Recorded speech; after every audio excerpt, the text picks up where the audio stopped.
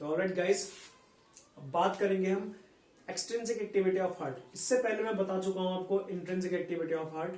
अगर आपने वो वीडियो नहीं देखा है तो ये वीडियो बिल्कुल भी समझ में नहीं आएगा, तो पहले प्लीज उस वीडियो को जाके देखिए हमारे चैनल पे।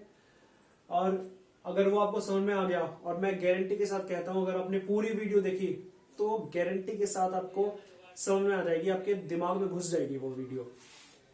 अब हम बात करते हैं एक्सट्रिंसिक एक्टिविटी ऑफ हार्ट के बारे में। एक्सट्रिंसिक एक्टिविटी ऑफ हार्ट का मतलब क्या होता है? इसका मतलब होता है कि हमारा जो हार्ट रेट है या हमारा जो कॉन्ट्रेक्टिलिटी है, फोर्स ऑफ कॉन्ट्रेक्शन जिसे बेसिकली कहते हैं, इस पे हमारा नर्वस सिस्टम या कोई भी एक्सटर्नल चीज क्या इफेक्ट डालती है, कैसे इफेक्ट डालती है। ठीक है, तो अब सीधा नर्वस सिस्टम पे आते हैं। ये है हमारी, जैसे पता होगा हमारा ऑटोनॉमिक नर्वस सिस्टम दो पार्ट में डिवाइडेड होता है, एक सिंपैथेटिक और पैरासिम्पैथेटिक। सिंपैथेटिक लिख ही देता हूं मैं। ये आ गई जी हमारी सिंपैथेटिक नर्व। ओके, ये हमारी सिंपैथेटिक नर्व आ गई। ये सिंपैथेटिक नर्व क्या रिलीज करती है? ये रिलीज करती है नॉरएपिनेफ्रिन को और एपिनेफ्रिन को हमारी मिड ब्रेन के थ्रू। मिड ब्रेन के थ्रू सिंपैथेटिक नर्व आती है और क्या रिलीज करती है? Norepinephrine, epinephrine. ओके, ये एक न्यूरोट्रांसमीटर है, ये मैंने ब्लैक में बना दिया। ये है हमारा न्यूरोट्रांसमीटर। कहां जाएगा ये? हाँ, हार्ट की नोडल सेल पे। हमारे हार्ट की नोडल सेल पे कौन से रिसेप्टर प्रेजेंट होता है? हमारी हार्ट की नोडल सेल पे प्रेजेंट होता है beta 1 adrenergic receptor. Adrenergic receptor basically epinephrine, norepinephrine के को ही रेस्पॉन्स करता है, के लिए ही रेस्पॉन्सिबल होता है, उन्हीं पे से ही इफेक्ट डालता है वो। ठीक है, तो अब ये कौन से रिसेप्टर है हमारे? ये हमारे बीटा 1 एड्रीनर्जिक रिसेप्टर।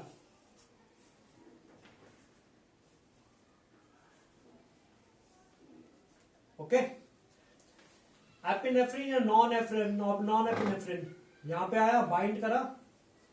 ओके, ये हमारे जी प्रोटीन कपल रिसेप्टर है, जीपीसीआर, या इन्हें 7 पास मेम्ब्रेन रिसेप्टर भी बोलते हैं, ये सर्पेंटीन रिसेप्टर भी बोलते हैं। ये क्या होता है कि बेसिकली कुछ नहीं होता, ये 7 बार ये सेल के अंदर बाहर करता है, सेल से होके गुजरता है।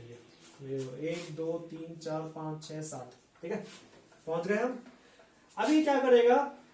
अंदर इसका रिसेप्टर का सब यूनिट होता है, सेल के अंदर ही इस रिसेप्टर से अटैच होता है, वो उसका सब यूनिट होता है, उसे कहते हैं हम जी स्टिमुलेटरी प्रोटीन,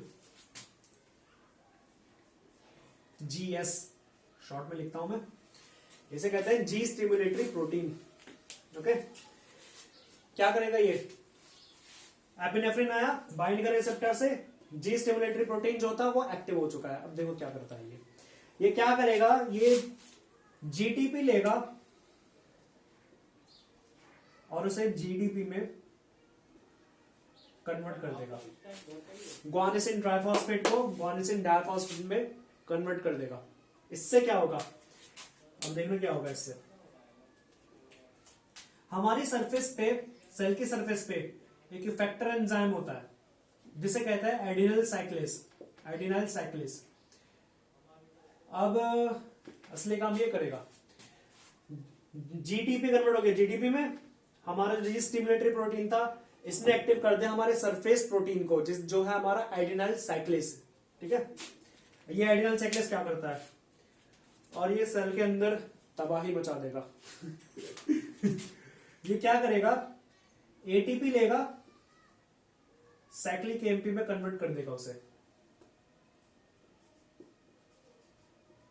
ओके, अब हमारे नोडल सेल में साइक्लिक एमपी का लेवल बढ़ता जा रहा है। अब साइक्लिक एमपी क्या करेगा? साइक्लिक एमपी एक और चीज करेगा, ये प्रोटीन काइनेज ए को एक्टिवेट कर देगा। कहां पहुंच गए अब हम? प्रोटीन काइनेज ए पे। ये जो मैं पाथवे बता रहा हूं ये बहुत इंपॉर्टेंट पाथवे, ये सेल्स की बहुत सारी, ये हमारी बॉडी की बहुत सारी सेल्स में ये पाथवे यूटिलाइज होगा आगे जाके। तो इसे आप लर्न कर लीजिए, इसे आप जहन में उतार लीजिए। प्रोटीन काइनेज ए क्या करेगा? अब ये इन चैनल्स को फॉस्फोरिलेट कर देगा।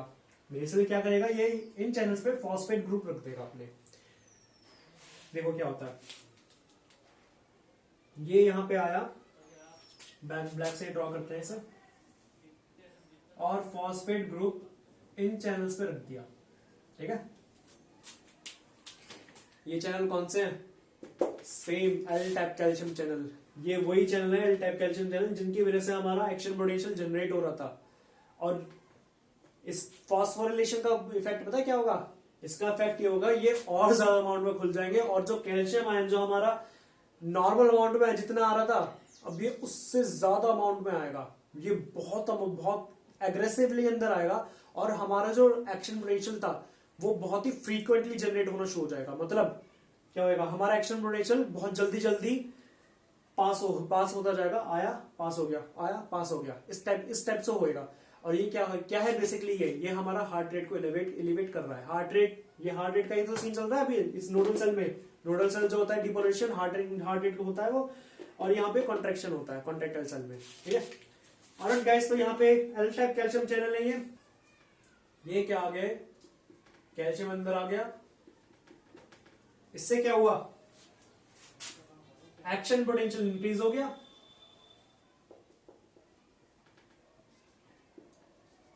इसकी वजह से क्या हुआ, हमारा टैकीकार्डिक इफेक्ट आएगा, टैकीकार्डिया हो गया।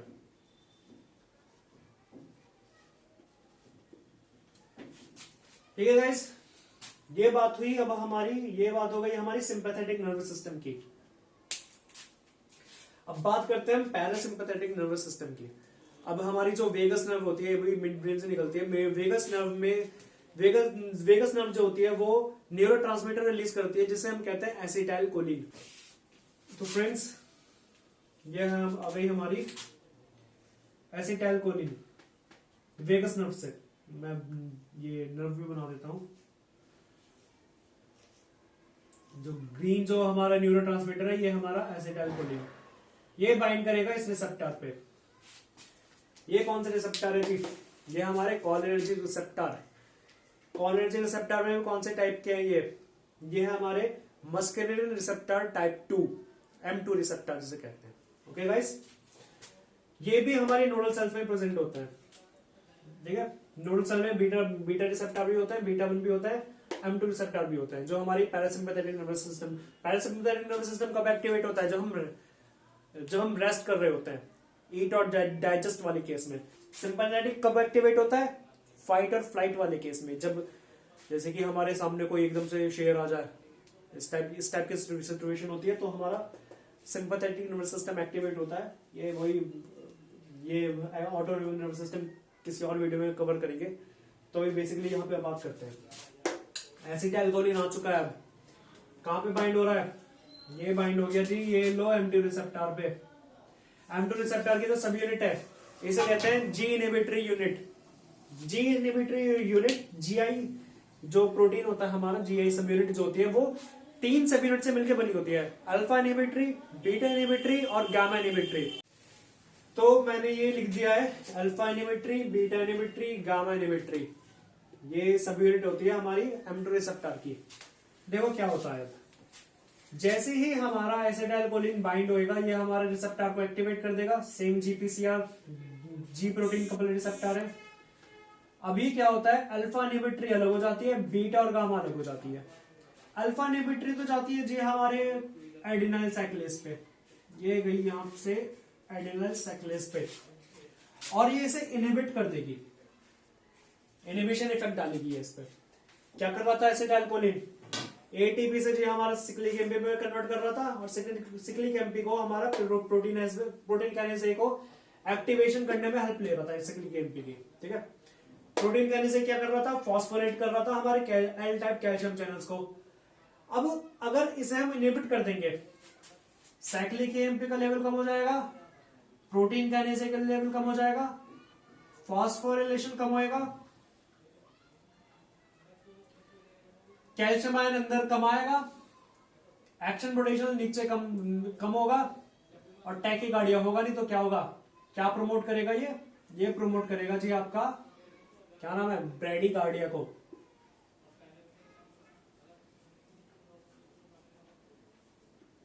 ऑलराइट गाइस, टैकीकार्डिया ब्रैडीकार्डिया क्या होता है? टैकीकार्डिया होता है जब हमारा हार्ट रेट 100 से अबव हो जाए, 100 बीट्स पर मिनट से। ब्रेडिकार्डिया होता है जब हमारा heart rate 60 beats per minute से कम हो जाए। ओके, तो पैरासिम्पैथेटिक नर्वस सिस्टम क्या कर रहा था, क्या कर रहा है, ब्रेडिकार्डिया कॉज कर रहा है। अब ये जो बीटा इनहिबिटरी, गामा इनहिबिटरी, इनका काम क्या है, ये आएगी सेल की सरफेस पे, और सरफेस पे जो हमारे पोटेशियम चैनल जो प्रेजेंट है,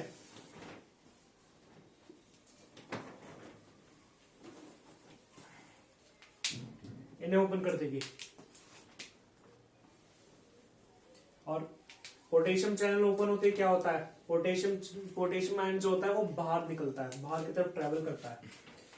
तो अब हमारा पॉजिटिव चार्ज जो है, पोटेशियम जो है बाहर आ रहा है। ओके गाइस, इसकी वजह से क्या होता है, हमारा सेल हाइपर पोलराइज्ड हो जाता है। क्या करता है ये, हाइपर पोलराइजेशन, और जिसकी वजह से हमारा ब्रेडिकार्डिया होता है, क्योंकि अब हमारा पॉजिटिव चार्ज बाहर जा रहा है तो अंदर क्या एक्यूमुलेट होता जा रहा है, कि अंदर क्या बनता जा रहा है, नेगेटिव चार्ज। और नेगेटिव चार्ज बनेगा तो क्या होएगा, एक्शन पोटेंशियल थोड़ा रुक के जाएगा, जितना टाइम ले रहा था उससे थोड़ा सा ज्यादा टाइम लेगा, उसके बाद फिर एक्शन पोटेंशियल जनरेट होएगा, फिर अपनी कॉन्ट्रैक्टाइल सेल में जाएगा।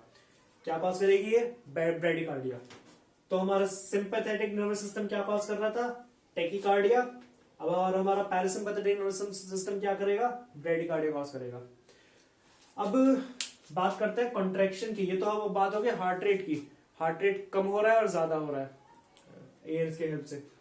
अब हमारा कॉन्ट्रैक्टिलिटी होती है, उस पर क्या इफेक्ट डालता है ये, तो हमारे कॉन्ट्रैक्टाइल सेल में सिर्फ और सिर्फ प्रेजेंट होते हैं, ये हमारे होते हैं beta 1 receptor, beta 1 adrenergic receptor, इनमें M2 रिसेप्टर नहीं होते, जो कि हमारे बेसिकली पैरासिम्पैथेटिक वाले हैं, वो इसमें वो प्रेजेंट नहीं होते हैं। तो सिर्फ ये कौन सा है, बीटा 1 रिसेप्टर। अब सिंपैथेटिक नर्व, नॉरएपिनेफ्रिन, एपिनेफ्रिन, वही ये वाला सेम न्यूरोट्रांसमीटर लेके आई, कहां पे आ गया, ये हमारे बीटा 1 एड्रेनर्जिक रिसेप्टर पे। कौन सी सब यूनिट होती है, जी स्टिमुलेटरी, सेम वही स्टिमुलेटरी प्रोटीन। ये यूनिट एक्टिवेट हो गई, एक्टिवेट होकर क्या करेगी ये, इसने जीटीपी से जीडीपी कन्वर्ट कर दिया। ऑलराइट गाइस, अब क्या करेगी, यहां पे जो इफेक्टर एंजाइम है एडिनाइल साइक्लेज, जो हमारी सेल की सरफेस पे प्रेजेंट है,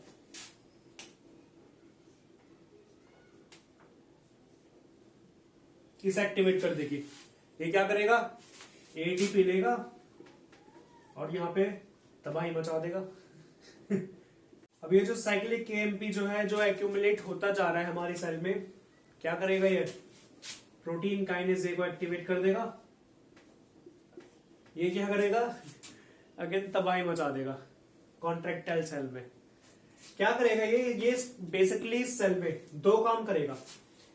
पहले ट्रेवल करेगा ये हमारी सार्कोप्लाज्मिक रेटिकुलम पे। ओके गाइस, सार्कोप्लाज्मिक रेटिकुलम पे ये जो चैनल्स है, ये कौन से प्रोटीन से बने होते हैं, ये बने होते हैं फॉस्फोलैम्बेन प्रोटीन। क्या अजीब सा नाम है इनका।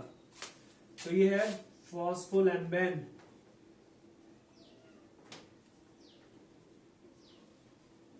प्रोटीन। और ये फॉस्फोलैम्बिन प्रोटीन जो होते हैं, ये क्या करते हैं, ये ओपन हो जाते हैं जब भी हमारे प्रोटीन काइनेज यहां पे आके इन चैनल्स को फॉस्फोरिलेट करता है, फॉस्फोरस ग्रुप ऐड करता है, ये चैनल खुल जाते हैं। और इन खुलने की वजह से कैल्शियम आयन बहुत सुपर एग्रेसिवली सार्कोप्लाज्मिक रेटिकुलम में के अंदर की तरफ मूव करता है। क्या करता है, अब हमारा एक्यूमुलेट होता जा रहा है कैल्शियम, और सार्कोप्लाज्मिक रेटिकुलम नॉर्मल से ज्यादा पॉजिटिव होती जा रही है। ओके, लेकिन ये कॉन्ट्रैक्शन पे इफेक्ट क्या डाल रहे हैं, ये देखने वाली बात है। अब डालेंगे। एक काम तो इनका ये हो गया, और दूसरा काम क्या होगा, दूसरा काम देखो ये क्या होगा। ये जो हमारे एल टाइप कैल्शियम चैनल है, ये प्रोटीन काइनेज का इफेक्ट जाएगा इन पे और ये इन्हें भी फॉस्फोरिलेट कर देंगे। अब क्या होगा, इनके फॉस्फोरिलेशन होने से अब जो हमारे कैल्शियम आयन जो नॉर्मल अमाउंट में आ रहा था, जो पहले बिना किसी नर्वस सिस्टम की हेल्प से जो आ रहा था, अब चैनल्स खुल गए, ज्यादा अमाउंट में खुल गए, अब और ज्यादा aggressively L type calcium channel की वजह से हमारा कैल्शियम आयन सेल के अंदर सुपर एग्रेसिवली मूव करेगा। यहां पे क्या होगा, पॉजिटिव और ज्यादा अमाउंट में पॉजिटिव होगा। ओके गाइस, अब सिंपल सेम प्रोसेस आएगा, ये कॉलमोजुलिन प्रोटीन के साथ बाइंड करेगा, रायनोडिन रिसेप्टर के पे बाइंड होएगा, कॉम्प्लेक्स कैल्शियम और कॉलमोजुलिन का, ये रायनोडिन रिसेप्टर पे आया और इन्होंने इसने बाइंड करा रायनोडिन रिसेप्टर को, रायनोडिन रिसेप्टर ने चैनल खोला और अब देखो क्या होता है। अब कॉन्सेंट्रेशन देखो, सार्कोप्लाज्मिक रेटिकुलम में हमने इसलिए ही कैल्शियम भरवाया था ताकि अब जाके हेल्प होए। अब सार्कोप्लाज्मिक रेटिकुलम के अंदर जो कैल्शियम की कॉन्सेंट्रेशन है ये और ज्यादा हाई हो चुकी है इन कंपैरिजन टू दिस। तो पहले जो कॉन्सेंट्रेशन ग्रेडियंट का डिफरेंस आ रहा था वो कम था और अब जो डिफरेंस आ रहा है वो बहुत बढ़ चुका है। अब कैल्शियम आयन इतना ज्यादा स्टोर्ड है सार्कोप्लाज्मिक रेटिकुलम में कि कैल्शियम आयन बहुत ज्यादा अमाउंट में, बहुत ही ज्यादा अमाउंट में यहां आता रहेगा, यहां आएगा, सेम प्रोपोनिन के साथ बाइंड करेगा, प्रोपोनिन के साथ ज्यादा अमाउंट में बाइंड करेगा तो ज्यादा क्रॉस ब्रिजेस फॉर्मेशन होंगे, ज्यादा क्रॉस ब्रिज फॉर्मेशन होंगे तो कॉन्ट्रैक्शन ज्यादा होएगा। तो ये क्या प्रमोट करेगा, क्रॉस ब्रिजेस को, कॉन्ट्रैक्शन, हार्ट पंप, तीनों चीज इंक्रीज हो जाएगी। ऑलराइट गाइस, अगर हम इसका इन दोनों के सिंपैथेटिक नर्वस सिस्टम और पैरासिम्पैथेटिक नर्वस सिस्टम के ग्राफिकल रिप्रेजेंटेशन को चेक करते हैं तो ये कुछ ऐसा आता है। ये है हमारा मिली वोल्ट, ये है हमारा टाइम,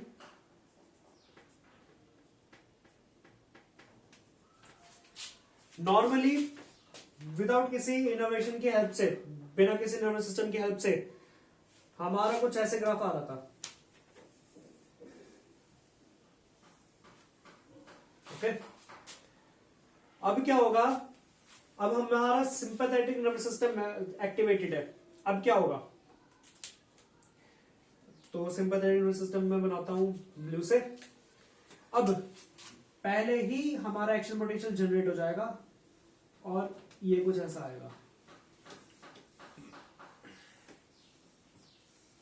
देखो, अगर मान लो कि ये पूरी 1 मिनट है तो हमारा कितनी बार एक्शन पोटेंशियल जनरेट हुआ है, तो हमारी हार्ट रेट बढ़ चुकी है और पहले के मुकाबले। अब पैरासिम्पैथेटिक का इफेक्ट ले लो, ये मैं ग्रीन से कर रहा हूं, इसमें कुछ ऐसा आएगा। ऑलराइट गाइस, तो इसमें हमारा जो रिपोलराइजेशन फेस है ये बढ़ जाएगा और हार्ट डायस्टली में ज्यादा रहेगा। और एक और चीज मैं आपको बता देना चाहता हूं कि हमारा हार्ट जब रेस्ट कर रहा होता है तब हार्ट में जो सप्लाई होती है ब्लड की, जो हमारी मायोकार्डियम जो सेल्स होती है उनपे जो सप्लाई होती है ब्लड की, वो तभी होती है जब हमारा हार्ट रिलैक्स कर रहा होता है, रिलैक्स फेज में। तो अगर हम हार्ट को रिलैक्स करने के लिए टाइम नहीं देंगे और जल्दी से एक्शन पोटेंशियल जनरेट कर देंगे तो उसमें हार्ट फेलियर का खतरा बहुत बढ़ जाता है, क्योंकि हमारे हार्ट को ही ब्लड सप्लाई नहीं मिल रही होती है। तो ये जो टैकीकार्डिया होता है इसे ट्रीट करना बहुत इंपॉर्टेंट बन जाता है। तो ऑलराइट गाइस, ये था पूरा एक्सट्रिंसिक एक्टिविटी ऑफ हार्ट। अगर आपने इंट्रिंसिक एक्टिविटी ऑफ हार्ट और एक्सट्रिंसिक एक्टिविटी ऑफ हार्ट देखा, इंक्लूडिंग ऑटोनोमिसिटी और इलेक्ट्रोफिजियोलॉजी ऑफ हार्ट वीडियो, तो ये आपकी बहुत हेल्प करने वाला है इन द फ्यूचर। ये बहुत सारी जगह पूछा जाता है, तो अगर आपने ये पूरा ढंग से देख लिया, पूरी वीडियो देखी, तो मैं गारंटी के साथ कह सकता हूं आप इससे रिलेटेड कोई भी क्वेश्चन हो क्रैक कर सकते हो। तो अगर ये वीडियो आपको पसंद आई हो तो प्लीज लाइक करो, ये अपने फ्रेंड्स के साथ शेयर करो, और अगर इस चैनल पर नए हो तो इस चैनल को सब्सक्राइब करो। Thank you guys.